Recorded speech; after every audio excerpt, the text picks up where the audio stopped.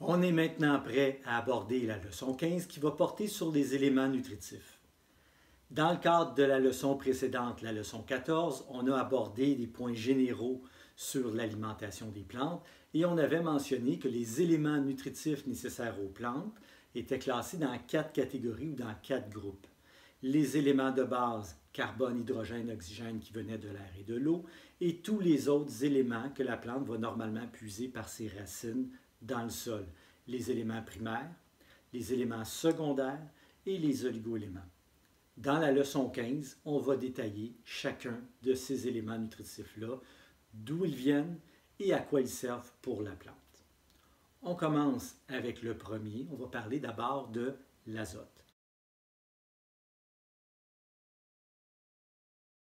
Première caractéristique de l'azote, c'est le seul élément important pour les plantes qui ne vient pas de la matière minérale, donc qui ne vient pas de la décomposition des grains de sable, des grains de limon, des grains d'argile.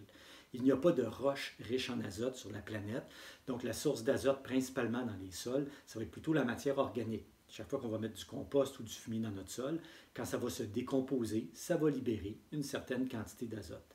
La même chose, les feuilles mortes qui tombent l'automne ou le gazon qu'on coupe et qu'on laisse se décomposer va aussi libérer une certaine quantité d'azote pour les plantes.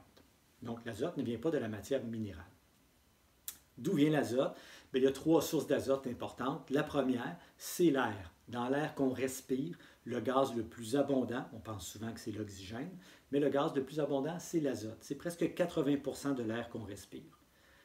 Malheureusement, les plantes ne sont pas capables de capter cet azote-là dans l'air et de le fixer dans leur tissu. Même s'il y a des stomates sous les feuilles et que l'azote est capable d'entrer, l'azote va ressortir et ne sera pas capté par les plantes. Les seules plantes ou à peu près qui sont capables de fixer l'azote de l'air sont les légumineuses. Donc les légumineuses ou les fabacées, les plantes de la famille du pois ou du haricot, sont capables, grâce à une association qu'elles vont faire avec une bactérie qui s'appelle Rhizobium, de fixer l'azote du sol. Comment ça fonctionne? Bien, la petite bactérie Rhizobium vient infecter la racine de légumineuse. Elle va faire un petit renflement qu'on appelle un nodule fixateur d'azote. Donc, dans le nodule ou dans le renflement, il y a un paquet de petites bactéries et ces bactéries-là sont capables de prendre l'azote dans l'air du sol, donc dans les macropores du sol, et de le donner gratuitement à la plante. En échange de quoi la plante va fournir un petit peu de sucre pour nourrir ces bactéries-là. Donc, c'est ce qu'on appelle une symbiose. Les deux sont gagnants. Ce qui veut dire concrètement qu'on pourrait faire pousser des haricots ou des pois chiches, par exemple, dans un sol où il y a 0 azote, pas du tout, et les plantes seraient capables de pousser normalement en autant que la bactérie soit fixée sur la racine. Ces plantes-là vont être capables d'aller chercher gratuitement, comme je disais tantôt, l'azote qui est dans l'air du sol. Donc, malheureusement, il n'y a que les légumineuses et quelques plantes exceptionnelles qui sont capables de faire ça. La majorité des plantes n'ont pas accès à l'azote de l'air, même si c'est un gaz qui est très abondant. Deuxième source d'azote, je l'ai dit tantôt, il y a de l'azote dans la matière organique du sol. Donc, chaque fois qu'on ajoute du compost, et n'importe quel sol a normalement un certain pourcentage de matière organique, ben c'est des sources d'azote pour les plantes. Et la troisième source d'azote, ça va être les engrais. Donc, on met des engrais naturels ou synthétiques. La plupart des engrais vont contenir un certain pourcentage d'azote qui va être utile aux plantes. Maintenant, pour les particularités de l'azote, la façon que les plantes captent cet élément-là, elles ne le prennent pas toutes seules. Elles ne prennent pas juste le N. N, en passant, c'est le symbole chimique pour l'azote. Donc, la plante ne consomme pas juste le N. Elle va consommer le N combiné à de l'hydrogène ou combiné à de l'oxygène. C'est donc les deux formes sous lesquelles les plantes peuvent absorber l'azote. Je montre ça ici. La forme NH4+, qu'on appelle la forme ammoniacale, et la forme NO3- qui est la forme nitrique. Donc, je répète, quand la plante absorbe de l'azote, elle va prendre un azote pour 4 hydrogènes, dont NH4 et l'élément est positif, NH4+, ou encore elle va prendre de l'azote combiné à de l'oxygène, donc un azote pour 3 oxygènes, NO3, et la molécule a une charge négative. Donc, NH4+, et NO3-. Et la forme préférée pour les plantes, c'est la forme NO3-. La plante préfère de beaucoup consommer l'azote sous la forme NO3-. Ça rentre beaucoup plus facilement par les racines. Donc, quand on va vouloir fertiliser des plantes qui sont en carence d'azote, la forme NO3- va être assimilée plus rapidement que la forme NH4+. Le seul inconvénient, c'est que la forme NO3-, évidemment, c'est négatif. Et on l'a déjà vu, des éléments négatifs, c'est lessivable. Donc, si on met beaucoup d'NO3- dans un sol et qu'il pleut fort, on risque de perdre notre azote. Donc ça, c'est pour les formes d'azote. NH4+ et NO3- sont les deux formes sous lesquelles les plantes vont consommer l'azote. Maintenant, comment ça fonctionne? Je tombe ma pelouse ou je laisse les feuilles se décomposer au sol. Qu'est-ce qui va se passer? L'azote dans la matière organique est toujours sous la forme NH4+. Bon. J'ai une feuille morte qui tombe au sol, j'ai mes petits micro-organismes qui se mettent à la décomposer, et ça va libérer du NH4+. Maintenant, le NH4+, il y a trois possibilités ou trois destins possibles. Il peut très bien se rendre aux racines et être absorbé par les plantes. On l'a vu tantôt, les plantes consomment du NH4+. Première possibilité, le NH4+, libéré des feuilles par le travail des micro-organismes, peut être absorbé par les plantes. Deuxième possibilité, le NH4+ pourrait venir se coller sur une charge négative. C'est un élément positif, donc il peut être retenu par le sol. Fait que si le NH4+ ne rencontre pas de racines, il rencontre plutôt une charge négative de disponible, il peut venir se coller dessus. Et troisième option, particulièrement intéressante, si le NH4+ ne vient pas près des racines des plantes ou n'est pas collé sur une charge négative et qui niaise dans la solution du sol pendant un certain temps, il y a des micro-organismes qui vont être capables de venir le décomposer ou le transformer en NO3-, qui est, en passant, la forme préférée des plantes. Donc le NH4+, je répète, s'il n'est pas absorbé par les plantes ni collé sur une charge négative, il pourrait être transformé par certains micro-organismes en NO3-. C'est un peu comme si je vous disais, vous avez des carottes qui traînent dans votre frigo, puis vous êtes sur le point de les perdre. Si vous transformez vos carottes en gâteau aux carottes, il y a des chances que ça se mange pas mal plus vite. C'est un petit peu le même phénomène qui se produit dans le sol. Le NH4+, qui n'est pas la forme préférée des plantes, si ça reste trop longtemps en solution, ça va être transformé en NO3- par certains micro-organismes. Maintenant, le NO3- a deux destins possibles. Évidemment, le NO3-, les plantes adorent ça, donc il y a des grosses chances que ça soit absorbé par les plantes. Mais si jamais ce n'est pas absorbé par les plantes, c'est un élément négatif. S'il pleut très fort, ça risque d'être lessivé. Donc, l'azote dans le sol, ça fonctionne à peu près comme ça. Quand il y a des feuilles mortes qui tombent au sol, c'est décomposé, le NH4+ est libéré, il est absorbé, il est collé sur des charges négatives ou il est transformé en NO3-. Et le NO3-, c'est vite absorbé ou vite lessivé. C'est pas mal ça pour les généralités de l'azote.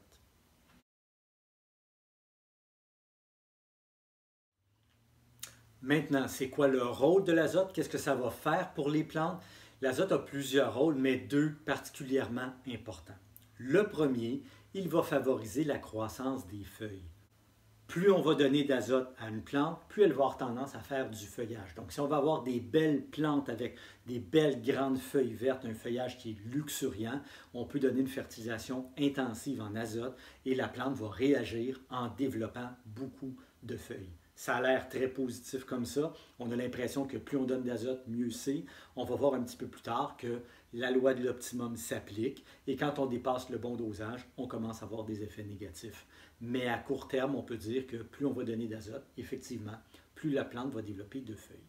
Ce n'est pas seulement la quantité de feuilles qui va être influencée par l'apport en azote, mais aussi la couleur des feuilles.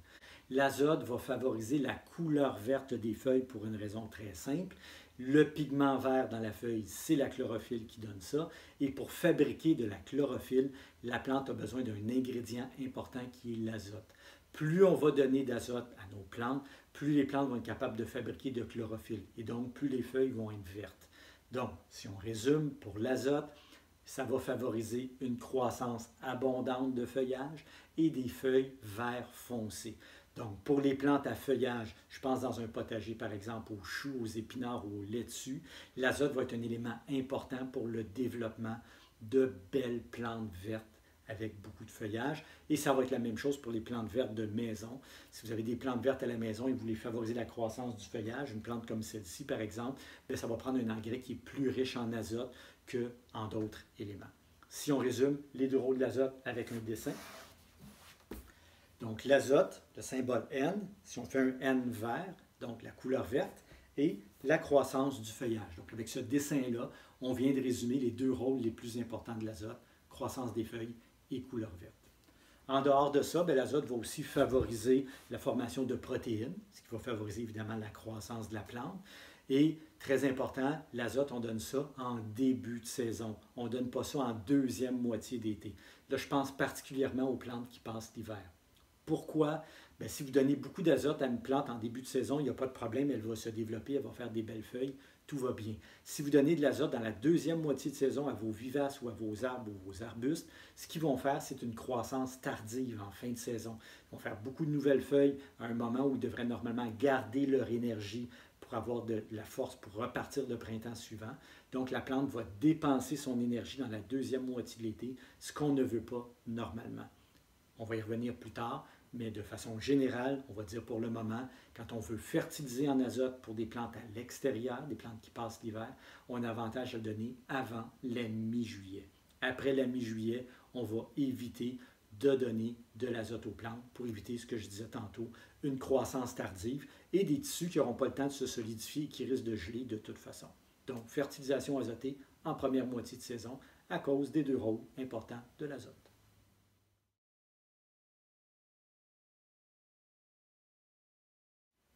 Si on y va maintenant pour les éléments primaires, l'azote, symbole N.